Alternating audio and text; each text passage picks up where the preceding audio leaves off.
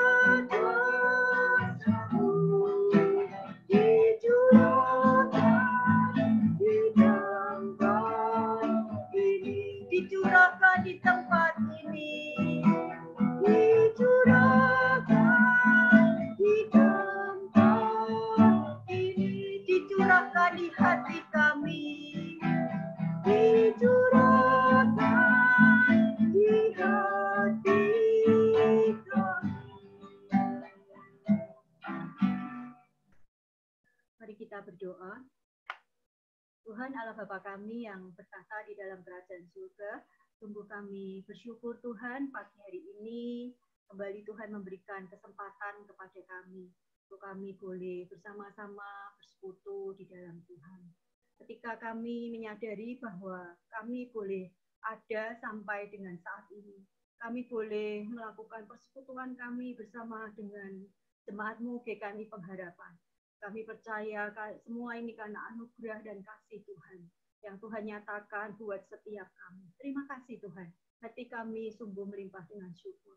Dan kiranya pagi hari ini Tuhan yang menolong dan memimpin kami dalam persekutuan kami. Sehingga puji-pujian kami, doa-doa kami, semua yang kami lakukan di pagi hari ini, dalam doa pagi ini, semuanya boleh menjadi dupa yang harum di hadapan Tuhan. Kami berdoa untuk Nikolas, kiranya Roh Kudus-Mu yang melimpah, mengurapi hamba-Mu ini, ketika menyampaikan firman Tuhan, suara Tuhan boleh kami dengar, dan firman Tuhan boleh menuntun kami. Firman Tuhan boleh menegur dan menguatkan kami, serta menghiburkan kami. Terima kasih Tuhan, kami naikkan doa kami hanya di dalam satu nama, Tuhan kami Yesus Kristus, kami berdoa dan bersyukur.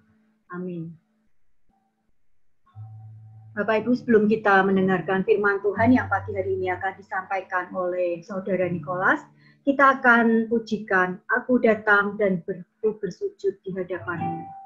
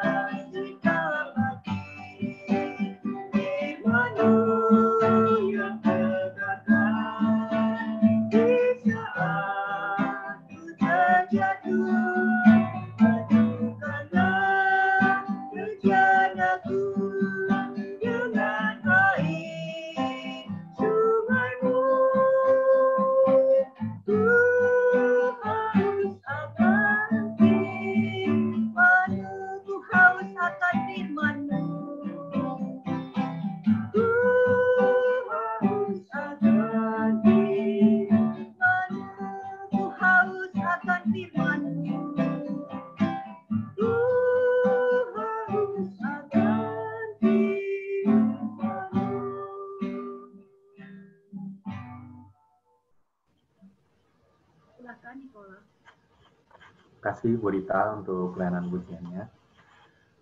Selamat pagi Bapak Ibu, Shalom.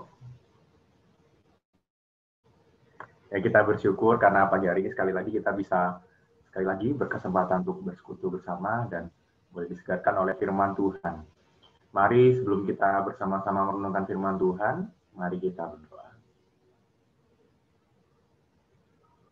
Bapa kami yang berada di surga, kami bersyukur untuk pagi hari ini. Kami boleh bangun, kami boleh melihat bagaimana indahnya ciptaan-Mu lewat matahari pagi yang boleh kami lihat, dan lewat udara yang boleh kami hirup, Tuhan.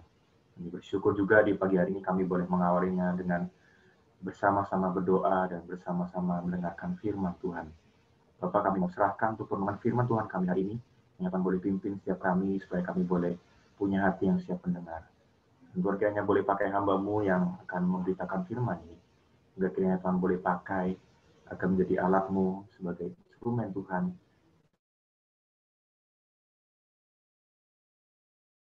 Boleh memberitakan firman Tuhan yang disampaikan.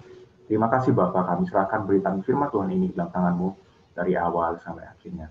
Hanya di dalam nama Tuhan Yesus kami sudah berdoa. Amin. Nah Bapak Ibu, nggak terasa mungkin ya, kalau dihitung dari bulan Maret kemarin itu, sekarang ini sudah masuk bulan ke-8 sejak kita dipaksa untuk hidup dalam keadaan yang terisolasi di masa pandemi ini. Nah jujur Bapak Ibu, saya sendiri merasa berat gitu ya, waktu harus terus menjalani hidup yang seperti ini tuh. Susah mau ngapa-ngapain susah, terus terbatas dengan harus jaga jarak, harus ada protokol kesehatan gitu ya. Tapi dalam kondisi ini, saya semakin disadarkan akan satu hal sebetulnya Bapak Ibu, bahwa kita manusia itu adalah makhluk sosial yang nggak bisa hidup sendirian tanpa orang lain. Dan Bapak Ibu, satu hal yang begitu saya rindukan dalam kondisi ini adalah gereja Tuhan. Yang saya maksud gereja Tuhan itu bukan sekedar gedungnya ya Bapak Ibu, tapi bagaimana komunitas orang-orang beriman itu sendiri. Nah, saya jadi sadar betapa pentingnya kehadiran gereja atau komunitas orang-orang beriman itu dalam hidup saya pribadi Bapak Ibu. Nah, kondisi pandemi ini sebenarnya juga mengingatkan gereja atau kita sendiri akan satu hal. Apakah kita sebagai gereja, sebagai komunitas orang-orang beriman, sudah menjadi gereja yang sehat, tetap menjadi gereja yang bertumbuh, terlebih dalam kondisi seperti ini, Bapak Ibu. Saya ajak kita semua untuk membuka satu bagian firman Tuhan dari Kitab Kisah Para Rasul, pasal yang kedua. Kisah Para Rasul, pasal 2, ayat 41 sampai ayat 47, Bapak Ibu.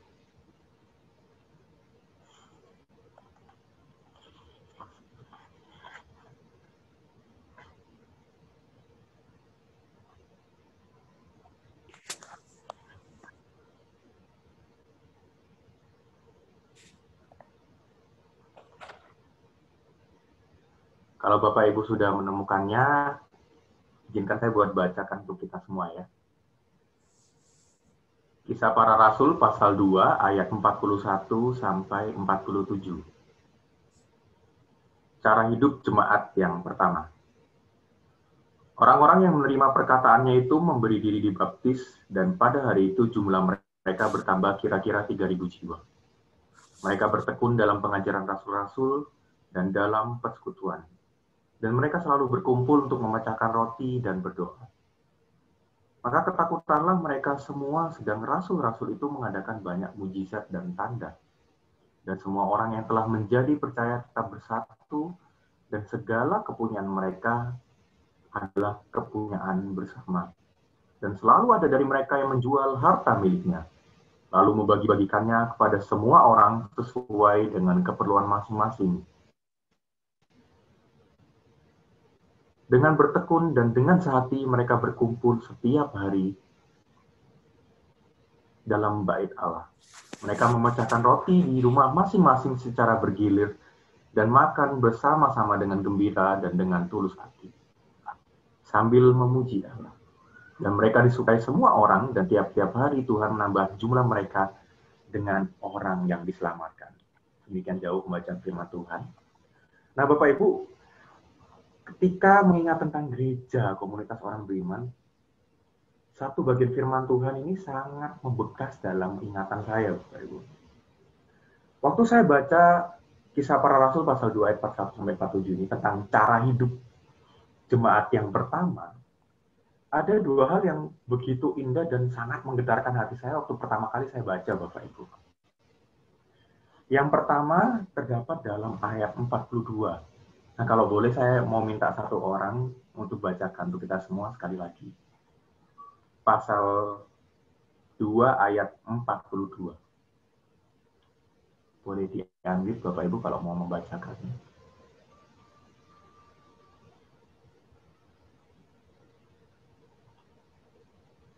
Saya baca ya.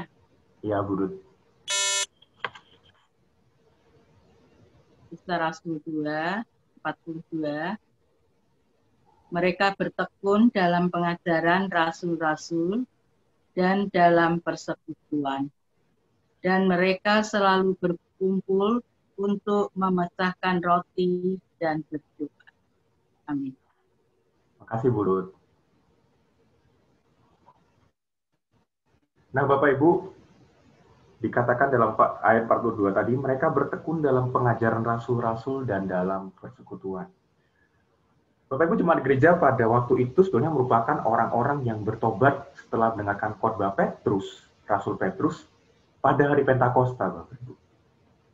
Dikatakan dalam ayat 41 tadi, bahwa orang-orang yang bertobat dan menerima diri dibaptis itu ada 3.000 orang lebih, Bapak Ibu. Dan kita harus ingat ya, saat itu masih belum ada mesin cetak. Jadi otomatis nggak ada Alkitab yang dibagikan secara tertulis seperti kita sekarang, Bapak Ibu. Sehingga orang percaya pada waktu itu mungkin nggak bisa membaca firman Tuhan dengan leluasa seperti kita sekarang. Selain itu, kalau kita ingat juga, cuma ada 11 rasul dan beberapa orang lain yang bisa mengajarkan firman Tuhan. Tapi ada 3.000 lebih orang yang harus mereka layani, Bapak Ibu. Nah, kita bisa bayangkan betapa mungkin nggak mudah untuk bisa, bagi orang-orang tersebut untuk bisa mendengarkan pengajaran Rasul, bisa mendengarkan firman Tuhan, dan ikut serta dalam setiap persekutuan yang ada, Bapak Ibu Saudara.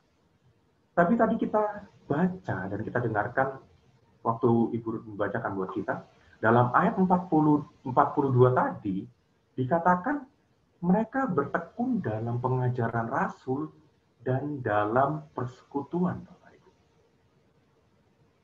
Nah, kata bertekun ini jadi satu kata yang penting, Bapak Ibu. Karena kata bertekun ini sebenarnya ingin menunjukkan bahwa mereka tidak sekedar hadir untuk melakukan kewajiban beragama mereka saja. Mereka nggak sekedar hadir mengikuti rutinitas keagamaan mereka.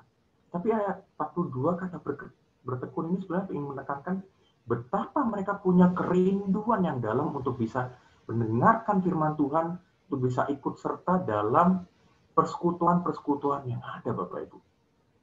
Nah, di akhir ayat 46, sebenarnya dikatakan bahwa mereka mengikuti semuanya itu tadi dengan hati yang gembira dan dengan tulus hati. Bapak Ibu jemaat mula-mula yang ada pada saat itu, dengan setia datang mendengarkan pengajaran Rasul dan mengikuti persekutuan. Seperti hidup mereka sendiri itu bergantung pada hal tadi. Karena saya yakin orang-orang percaya saat itu sadar bahwa mereka sebetulnya nggak bisa hidup tanpa mendengarkan firman Tuhan, mendengarkan pengajaran Rasul, dan mengikuti persekutuan bersama orang-orang percaya. Nah, Bapak Ibu, waktu masuk ke gereja ini, waktu saya bergabung dengan GKI Pengharapan, saya sangat bersyukur karena gereja kita punya komunitas Gema ya, komunitas GKMI, enjoy membaca Alkitab.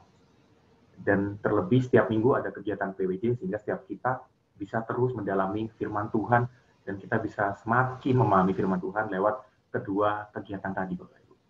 Tapi pertanyaannya untuk setiap kita adalah apakah kita secara pribadi cuma menjalaninya sebagai rutinitas dan kewajiban beragama saja?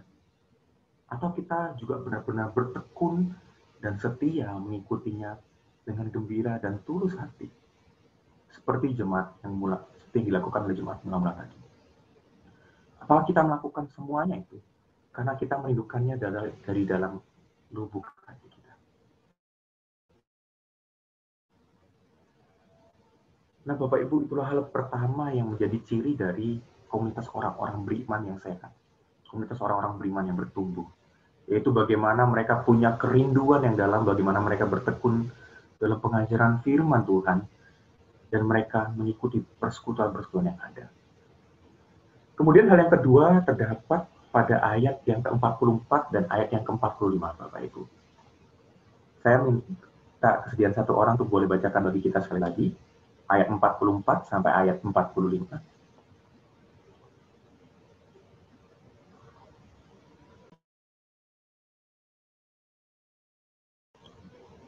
Untuk yang bersedia membacakan, boleh di-unmute mungkin. Baik, saya bacakan Pak Niko. Ya, terima kasih Pak Thomas. Dan semua orang yang telah menjadi percaya tetap bersatu, dan segala kepunyaan mereka adalah kepunyaan bersama.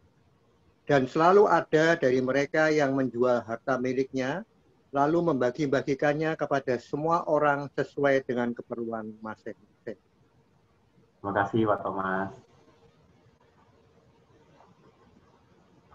Nah Bapak Ibu, hal yang kedua yang dikatakan dalam ayat 44 sampai ayat 45 ini adalah jemaat gereja mula-mula pada waktu itu sadar bahwa ketika mereka diselamatkan, ketika mereka bertobat dan dibaptis, mereka telah menjadi milik Kristus. Dan hidup mereka bukanlah milik mereka lagi. Makanya kita bisa membaca dalam ayat 44 dan ayat 45 tadi bahwa semua orang yang sudah menjadi percaya merasa bahwa kepunyaan mereka ini adalah kepunyaan bersama, Bapak Ibu. Bahkan selalu ada dari mereka yang menjual apa yang mereka punya, harta benda mereka, lalu membagikannya pada semua orang sesuai dengan kebutuhan mereka. Kenapa? Agar orang-orang yang membutuhkan, secara khusus mungkin komunitas atau keluarga orang beriman pada saat itu, bisa juga tercukupi kebutuhannya. Nah Bapak Ibu, dengan penuh kasih dan ketulusan hati, mereka, yaitu jemaat mula-mula pada waktu itu, mau mengutamakan kepentingan bersama di atas kepentingan mereka sendiri.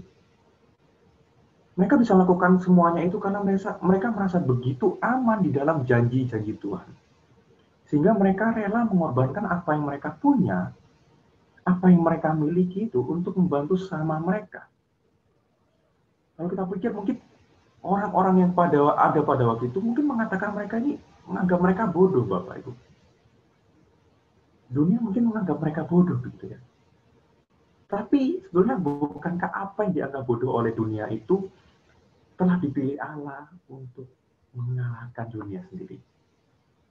Nah Bapak Ibu, kenapa kok kelihatannya jemaat mula-mula pada waktu itu bisa begitu radikal, bisa begitu beraninya, bisa begitu kuatnya untuk mewartakan kasih Kristus ini sepertinya Bapak Ibu. Kalau kita lihat di ayat sebelumnya, ayat 43 ini dituliskan seperti ini Bapak Ibu. Maka ketakutanlah mereka semua, sedang rasul-rasul itu mengadakan banyak mujizat dan tanda. Nah, dalam bahasa Inggris ini dikatakan lebih jelas ya Bapak Ibu.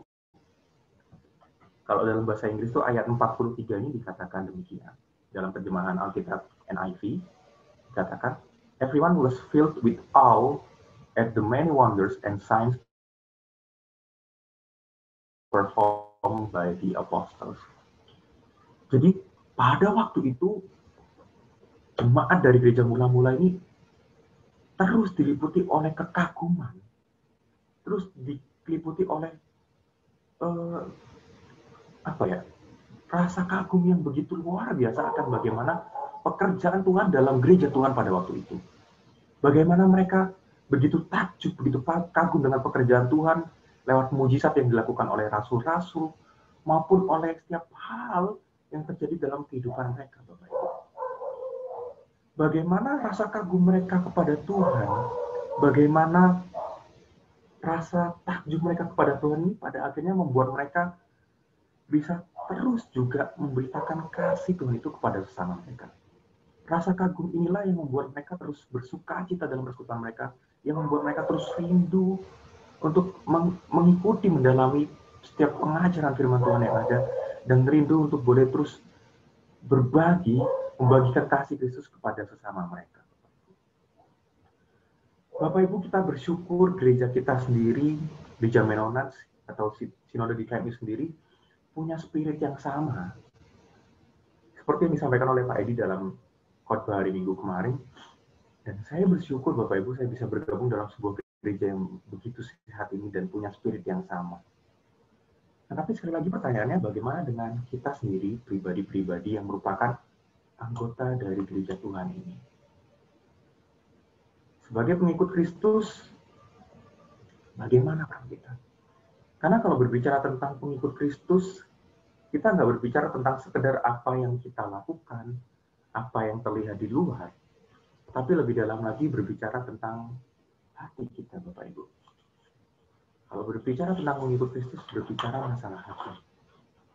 Nah, apakah dari lubuk hati kita yang terdalam, kita sendiri, masing-masing dari kita, dan termasuk saya sendiri, benar-benar bertekun dalam belajar firman Tuhan dan mengikuti persekutuan yang ada? Apakah kita sudah tulus hati dan penuh kasih, mengutamakan kepentingan Tuhan dan kepentingan orang lain di atas kepentingan kita sendiri? Apakah dari dalam hati kita sudah melakukan semuanya itu? Atau jangan-jangan selama ini kita cuma sekedar mengikuti kegiatan gereja semata, sekedar melakukan kewajiban keagamaan kita, rutinitas keagamaan kita.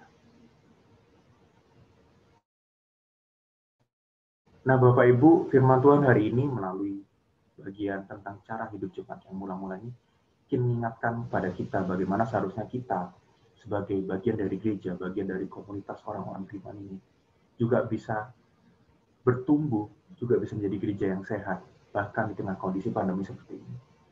Saya sadar dalam kondisi seperti ini susah sekali untuk bisa memegang komitmen dan kesetiaan kita dalam melakukan hal-hal tadi, Bapak Ibu.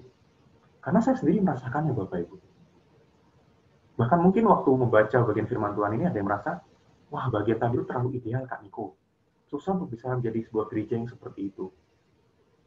Apalagi dalam kondisi seperti ini yang sangat-sangat nggak memungkinkan gitu ya.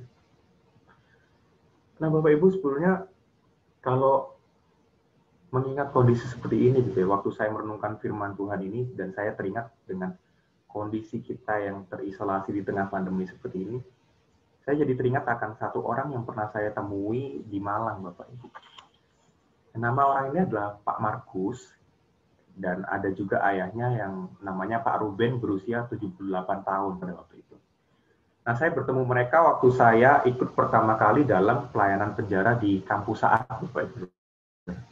Jadi waktu saya pertama kali ketemu Pak Markus ini, saya ketemu waktu dalam perjalanan dari pintu penjara masuk ke dalam gereja yang ada di penjara itu.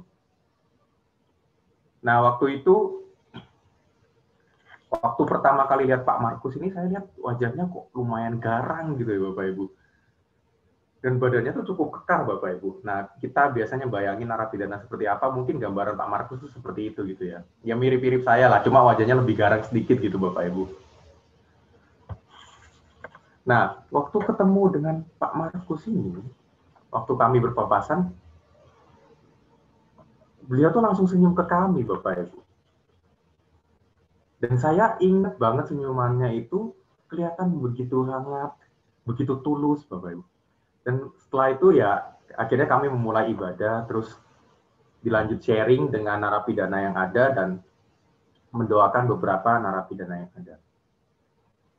Nah, setelah selesai pelayanan, kami pun diantar oleh narapidana yang ada itu kembali ke pintu keluar penjara sambil mengantar kami pulang.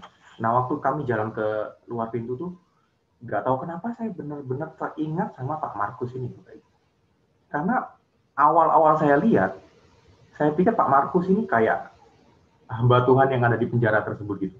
Karena beliau bawa Alkitab dan terlihat banget sosok seorang gembala, Bapak Ibu. Nah, selama kami sharing dengan narapidana yang ada, berulang kali juga disebutin nama Pak Markus ini. Jadi Pak Markus ini sosok yang begitu luar biasa, yang punya iman yang begitu kuat, Bapak Ibu. Bahkan bisa dibilang dia yang pertama kali memulai persekutuan atau memulai gereja di penjara tersebut, dan akhirnya membuat narapidana Kristen lainnya ikut aktif dalam setiap persekutuan yang ada. Nah, saya jujur penasaran dengan sosok Pak Markus ini, Bapak Ibu, karena kelihatannya orangnya begitu baik, gitu, senyumannya itu kayak tulus banget dan hangat banget kalau kita lihat. Nah, akhirnya saya tanya sama satu teman saya yang sudah sering ikut dalam pelayanan penjara ini, Bapak Ibu. Saya tanya, nama teman saya ini Devanda, Bapak Ibu. Saya tanya, Dev, Pak Markus ini kasusnya apa sih kok bisa sampai masuk penjara? Dan dia dihukum berapa lama sih? Nah, Bapak Ibu, waktu teman saya jawab, jujur saya sangat kaget, Bapak Ibu. Teman saya ini jawab begini, Bapak Ibu. Loh, kok ini nggak tahu?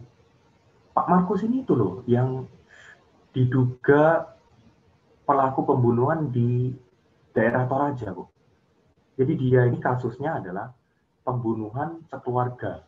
Nah, Pak Markus ini diduga sebagai pelakunya, sedangkan Pak Ruben ini diduga sebagai otak dari kasus pembunuhan tersebut, Bapak Ibu. Nah, waktu saya dengar, saya kaget, Bapak Ibu. Wah, berarti kasusnya berat dong. Nah, terus hukumannya berapa lama penjara? Nah, jawabannya ini lebih mengagetkan lagi, Bapak Ibu. Ternyata Pak Markus dan ayahnya Pak Ruben ini divonis hukuman mati. Dan kasus mereka ini sebetulnya udah dari beberapa tahun yang lalu, mungkin udah 10 tahun lebih kasus ini kayak masih belum jelas gitu, Bapak Ibu. Jadi selama 10 tahun lebih, Pak Markus dan Pak Ruben ini di penjara dan menunggu kepastian hukuman mati mereka tanpa ada satu keputusan yang jelas sebetulnya. Dan setelah saya pulang tuh saya langsung browsing lagi, Bapak Ibu, dan ternyata ada sungguhan kasus mereka ini di Google. Kalau Bapak Ibu search nanti kasus pembunuhan di Toraja oleh Markus gitu. Nah, di berita tersebut dituliskan bahwa selama hampir 13 tahun mungkin kasus ini nggak ada suatu keputusan yang jelas. Dan sebetulnya di berita terakhir tuh, di berita yang paling update dikatakan bahwa sebetulnya pelaku sesungguhnya ini sudah tertangkap. Dan Pak Markus ataupun Pak Ruben ini sebenarnya cuma sekedar apa ya, dijadikan kayak korban gitu, Bapak Ibu. Jadi sebenarnya mereka nggak bersalah dan ada pelaku yang sesungguhnya.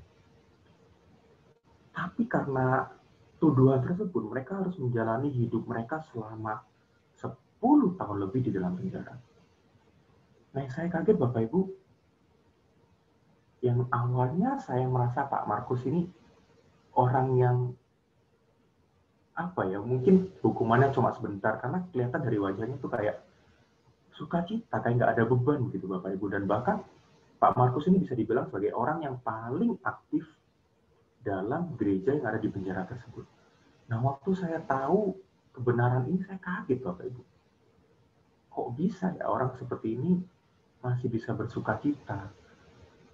Bahkan imannya semakin bertumbuh ketika dia berada dalam penjara. Waktu saya mendengarkan teman-teman yang sharing tentang Pak Markus ini, dalam satu kesaksiannya Pak Markus pernah bilang seperti ini, Bapak Ibu. Beliau bilang, saya bersyukur karena saya bisa masuk penjara ini. Karena mungkin kalau saya nggak di penjara, saya nggak akan bertemu secara pribadi dengan Tuhan. Dan bertahun-tahun waktu yang saya habiskan di penjara ini, saya nikmati dengan sukacita. Karena dalam penjara ini saya bisa lebih rajin membaca firman Tuhan, saya bisa menikmati persekutuan dengan orang-orang yang ada di sekitar saya. Bahkan saya juga bisa memberitakan firman Tuhan buat narapidana lain yang belum mengenal Tuhan. Wah, Bapak Ibu, waktu saya merenungkan firman Tuhan ini, saya langsung keingat sama sosok Pak Markus ini. Sosok orang yang mungkin di dalam pergumulannya jauh lebih berat daripada kita. Bahkan dia harus menghadapi hukuman mati di hadapannya. Tapi dalam hari-harinya ia masih bisa terus menikmati, mempelajari firman Tuhan. Dia masih bisa menikmati persekutuan bersama dengan narapidana-narapidana lainnya. Dan bahkan dia sendiri yang mengajak narapidana lain yang mungkin awalnya masih malas untuk bisa bersekutu, tapi dia yang mengajak, dia yang begitu bersemangat supaya setiap narapidana yang lain yang ada di sana juga bisa mengenal Tuhan dengan benar. Nah, jujur waktu saya ingat tentang sosok Pak Markus ini, saya jadi bertanya ke dalam diri saya sendiri, Bapak Ibu. Bagaimanakah saya yang dalam kondisi pandemi seperti ini? Memang kondisi ini adalah kondisi yang sulit, Bapak Ibu. Tapi kalau saya ingat lagi ke kondisi Pak Markus tuh, jujur kondisi saya pribadi nggak ada apa-apanya dengan apa yang dia alami.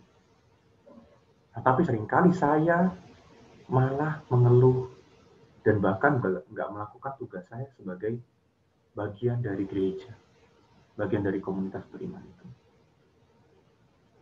Nah, bagaimana dengan kita sendiri, Bapak Ibu? Pak Markus dan Pak Ruben, juga jemaat dari gereja mula-mula yang ada pada waktu itu, bisa terus bertahan dalam setiap kondisi yang ada. Dan bahkan dengan penuh sukacita terus mengikuti pengajaran firman Tuhan, bersekutu, dan bahkan mengabarkan kasih Tuhan. Karena mereka begitu terkagum dengan kasih Tuhan. Karena mereka merasa yakin dengan penyertaan Tuhan. Karena mereka merasa aman dengan janji Tuhan yang Tuhan berikan dalam hidup mereka.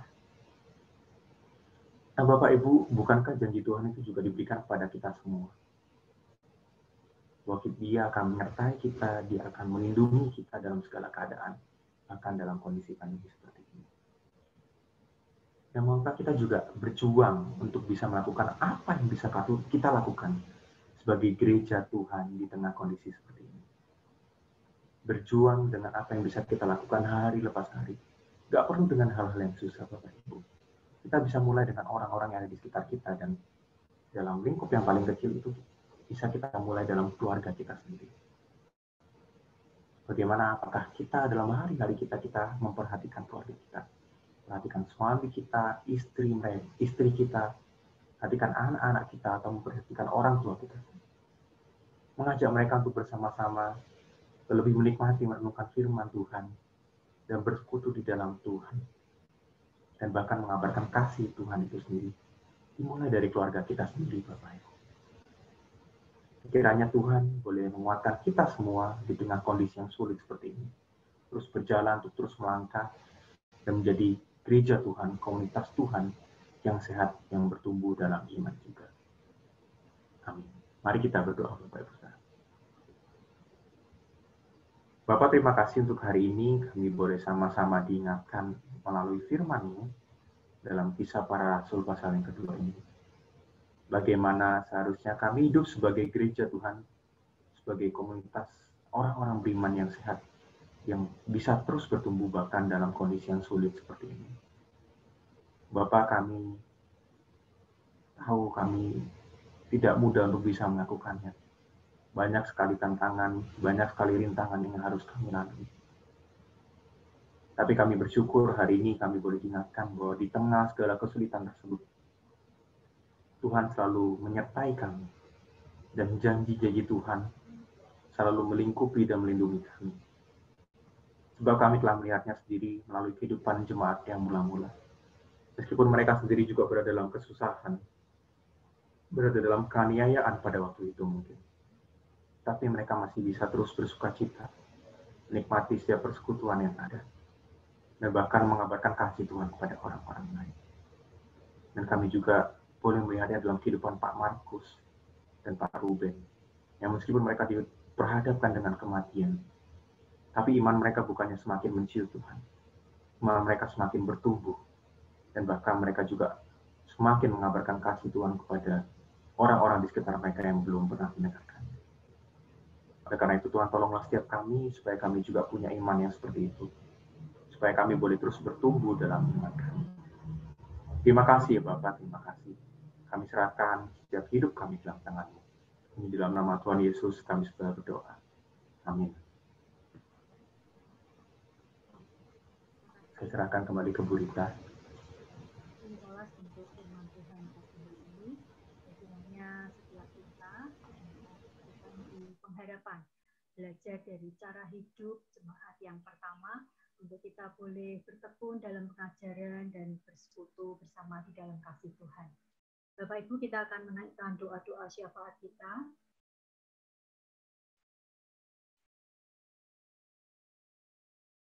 Bapak Ibu bisa melihatnya di layar yang sudah saya bagikan kemarin, pokok-pokok doa.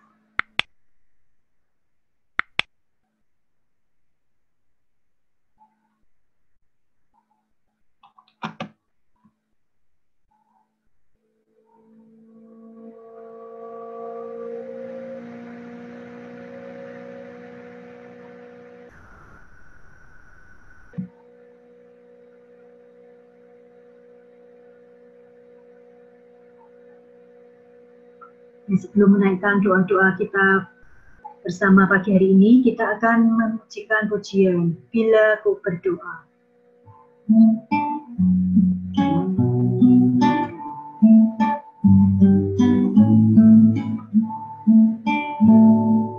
Jiwaku dekat Tuhan, bila ku berdoa.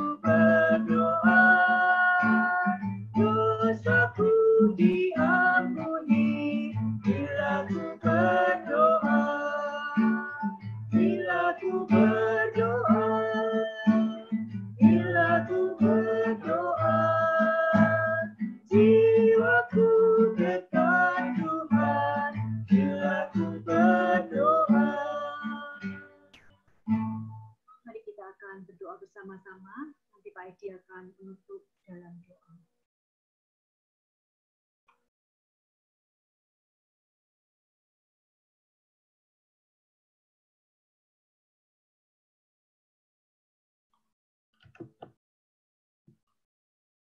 Bapa di surga, kami bersyukur di pagi hari ini kami boleh mendengar akan firman-Mu, kami boleh menguji, dan kami berkesempatan untuk berdoa.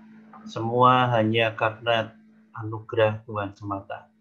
Bila di pagi hari ini kami selalu mengingat akan kebaikan Tuhan dan kami terus bersandar pada Tuhan dalam segala hal yang ingin kami lakukan di pagi hari ini. Hanya Tuhan memberkati kami. Kami berdoa untuk setiap kami yang hadir pada saat ini. Berkat Tuhan turun atas kami semua. Kami berdoa untuk Pak Theo, Bu Yaya, untuk Henok, dan juga untuk Jason yang lagi studi di Belgia. Tuhan memberkati. Kami berdoa untuk Ibu Ruth, juga untuk keluarga anak-anaknya, keluarga Bu Vivi, keluarga Pak Yopi, dan juga untuk Fani. Berkat Tuhan turun atas mereka. Juga untuk Pak Alep, keluarga Bu Vivi, keluarga Pak Adi, untuk Ripka dan Santoso.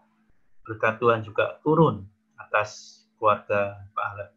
Dan berdoa untuk Bu Indriati, Pak Bambang, untuk Brenda, untuk Javina, untuk Pak Andre, untuk Yulia, dan untuk Sisil. Berkat Tuhan juga turun atas mereka itu. Saya berdoa untuk Bu Ati, Pak Yunus, dan Irma.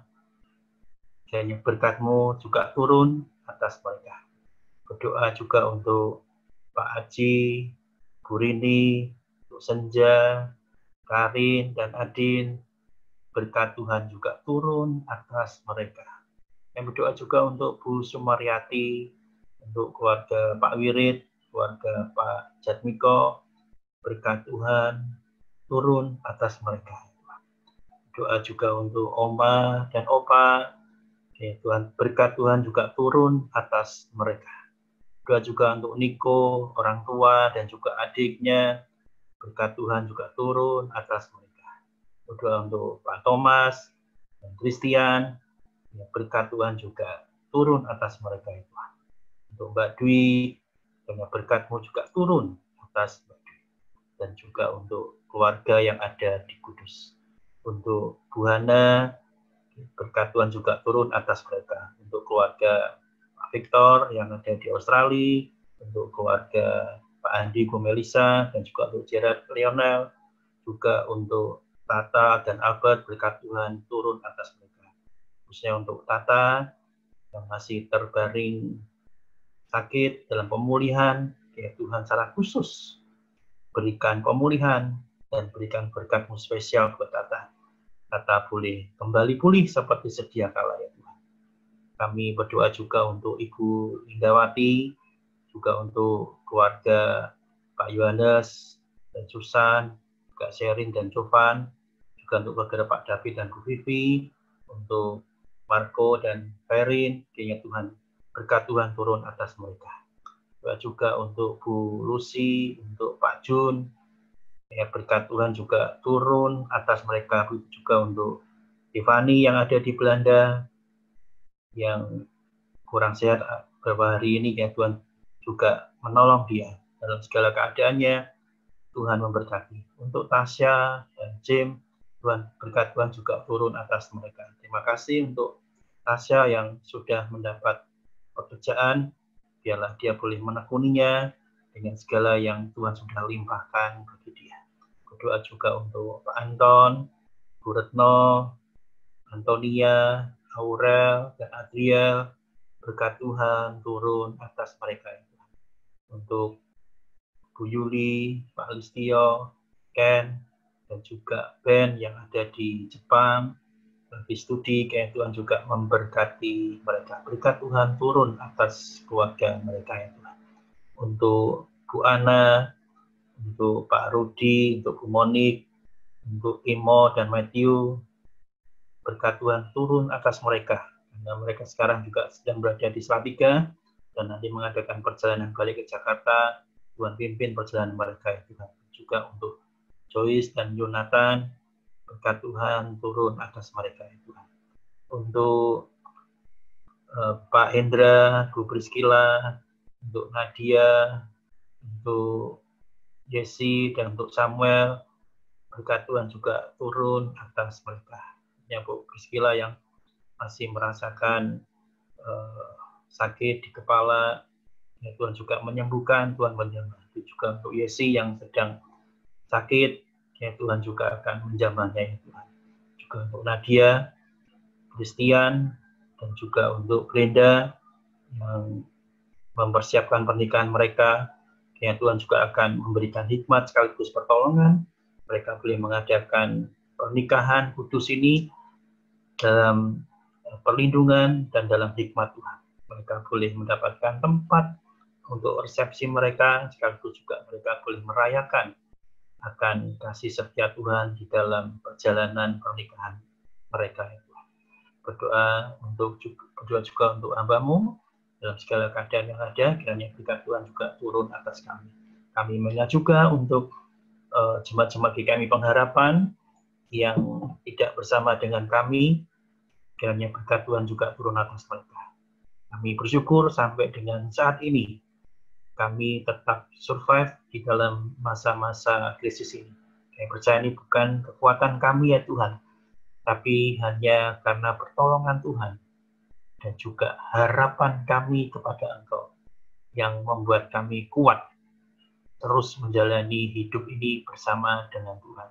Yang berdoa biarlah Tuhan yang memberikan masa depan yang lebih baik lagi ke depan, yang bersyukur dengan penemuan obat COVID-19 ini, dan biarlah untuk langkah berikutnya vaksin yang akan dibagikan atau diedarkan mulai bulan Desember tahun ini ataupun awal tahun depan, kiranya jadi pencerahan bagi kami bahwasanya Tuhan terus bekerja atas umat manusia.